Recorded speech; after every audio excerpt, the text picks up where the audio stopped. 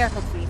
That elite was an ultra. Does God really exist? Is there proof for him? Is there proof for his existence right beneath our noses, right between our ears? That is the discussion topic for today. This is loosely inspired from Alma when he talks to Korihor and he says, all things testify that there is a God. What exactly is he talking about? And there's a pretty famous like BBC Earth or Planet Earth, one of those documentaries with the narrator with the accent or whatever. But there's a special type of goose. It's called the barnacle goose. And the barnacle goose is a very special goose because it lives on top of these really high rocks. There's no food up there. And so when it hatches in the spring, it has to jump off the cliffs like a little skydiver. It bounces off the rocks and essentially dies. Somehow, it just kind of regains consciousness and continues on. I mean, it doesn't really die. They bounce, but they usually lay there for a minute and they look dead, and then they kind of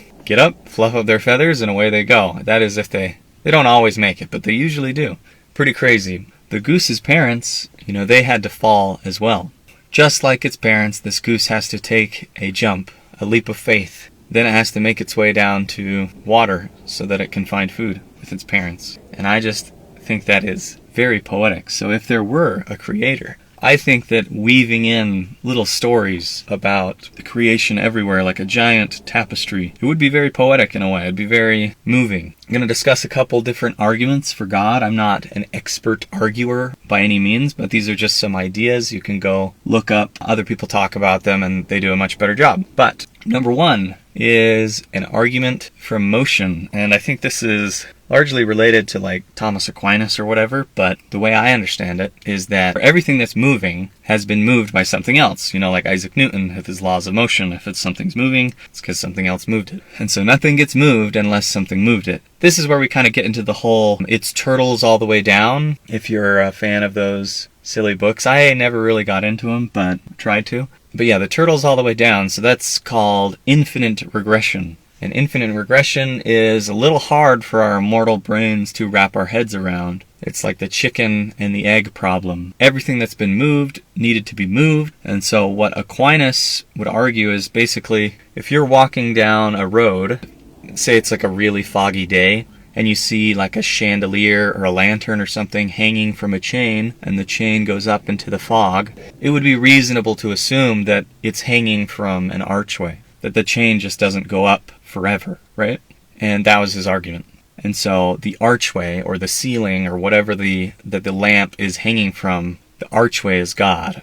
And so since we see this whole world and everything that's been moved was moved by something else, it's reasonable to assume that it's all held up by an archway, and this is what Aquinas called God.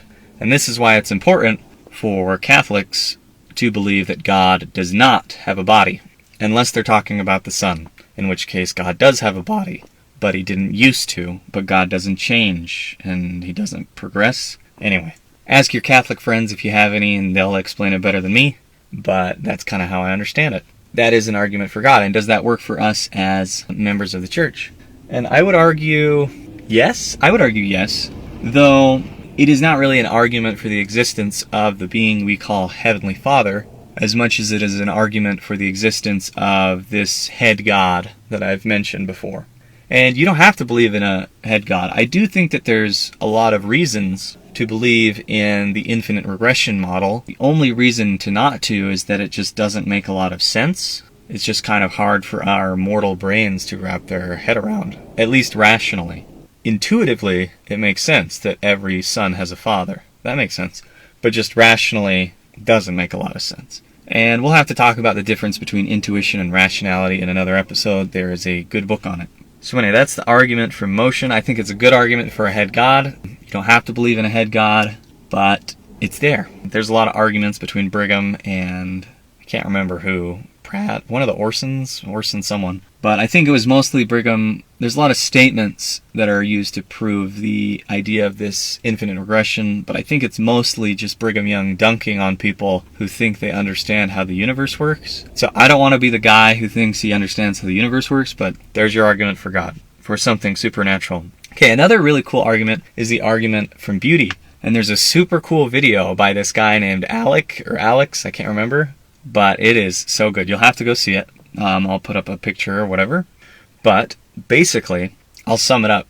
So there's uncontacted tribesmen, and if we show them pictures of, like the statue of Venus or these other Greek statues, by instinct they understand that it is beautiful. It's cross-cultural. They have no cultural underpinnings that would teach them that this is beautiful. They've never been exposed to Greek ideas about beauty, but yet they understand that those statues are beautiful. And so, in fact, they are objectively beautiful, whereas other types of more modern art are objectively not beautiful by design. Anyway, Alex, he talks about beauty and how even animals understand beauty. Like the peacock is really hard to explain. Even from like an evolutionary standpoint, you have to like make up all this stuff about, sexual selection and stuff, and it gets a little ridiculous. But why do humans think peacocks are beautiful? If it's all about sexual selection among peacocks, why would a human think that a peacock is beautiful? And he also talks about other little birds that build little nests and do little dances. And there's these Japanese pufferfish that they'll draw these big radial patterns in the sand to attract a mate.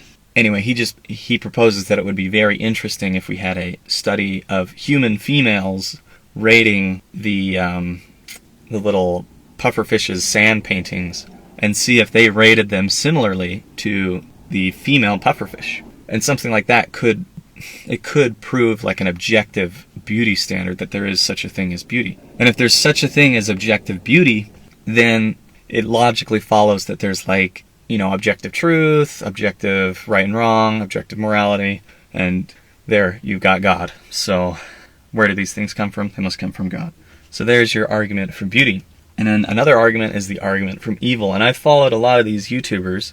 Luke Smith, I mentioned, he used to be an atheist. And he talked about, I remember watching him become religious. And he talked about, he became more and more religious as I watched him. But he would talk about how he didn't believe in God, but he became convinced of the existence of evil. That it wasn't just, it's this utilitarian thing, like it's bad for humanity or whatever. No, like it's evil. It seems like almost coordinated. There's like this cancerous, corrosive force. And he became convinced that was real. And I've heard that from him, and I've definitely heard it from at least one other person, but I don't remember who, of how they came to believe in God. And it is the idea that evil exists, that there is true evil. And there's this meme that goes around, and it says, like, it has a picture of one of these like witches or whatever, and it says, "I think armed with this image alone, you could convince someone of the existence of objective metaphysical evil." And I think that anyone who's spent enough time on the internet knows that evil exists. There is true evil. We can try and explain it away with culture. It's just a cultural thing. It's socioeconomic factors. It's all these different things, but eventually you just have to come to terms with the idea that there's this metaphysical evil that is pushing people to do evil things. And they talk about this in the Book of Mormon, that they tried to hide the secrets, right? They tried to hide these satanic pacts and strategies or whatever, but that didn't work. Or someone leaked it, you never know. But maybe they got posted on WikiLeaks, you never know. So that's the argument from evil. And then there's this argument from consciousness. So we can pretend that the world is a world of chemical reactions and little particles bumping each other. And yet, there's this magical thing going on inside your head, which is called consciousness. And you can talk to yourself. And you can imagine things. You can have dreams. And none of this is physical. It cannot be touched. Other people can't see it. They have to just trust that it's there in your head. And maybe there are NPCs. You never know. Some of us have noisier inner monologues than other people, is how it's described, and I'll just have to believe them. My inner monologue is probably very noisy, I would assume, compared to others, but I don't know. I have no objective way. I just have to take it on faith. It's pretty hard to accept that a bunch of particles bumping into each other would somehow mystically create a movie theater in my skull that can think about itself, that can doubt, that can be all the things that it is, and having a sense of autonomy and free will. I mean, there's atheists out there who argue that there is no such thing as free will, and I think that if you are going to be like a strict materialist, that is the only position you can have. So, respect for doubling down. But also, you can't say, but we still have to pretend. We still have to pretend that morality exists and that free will exists. You can't just do whatever you want. That's cheating. And anyway, so there's a lot of things in life that are not material that we just kind of take for granted. Another one is gravity. Before Newton, we knew that things fell to the ground because there was terrestrial matter and celestial matter. Terrestrial matter, it's like telos or whatever, was to go to the ground, which is the center of the universe, which is why the earth is the center of the universe, because we know that the earth is round and things fall down. And so all material matter must be at the center of the universe because that's just the way that it works, you know. But we don't believe that the earth is the center of the universe. And so now there's a force called gravity that is just totally mysterious. It can operate across infinite distances instantly, and it just is.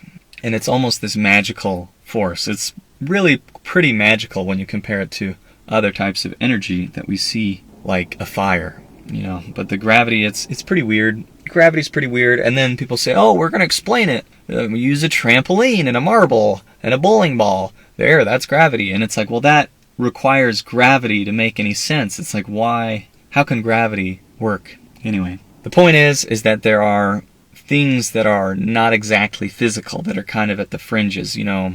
But anyway, that's that. That's it. Those are some arguments for God. So, is God real? I think definitely. I think that if you pay attention, I think the evidence is everywhere. You've had signs enough. So, stop doubting. You've got the Book of Mormon. You've got your testimony of the Book of Mormon. You have your testimony of the prophets.